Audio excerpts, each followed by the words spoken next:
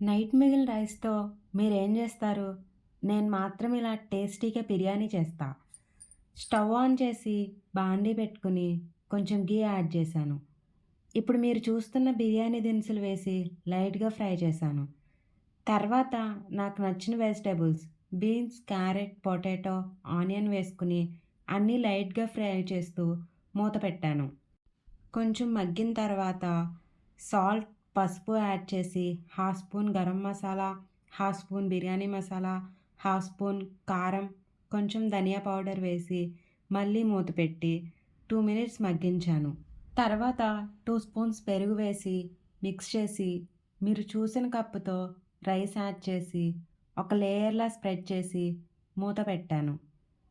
1 minute ఆగి కొంచెం కొత్తిమీర యాడ్ చేసి కలిపితే tasty left over rice biryani ready.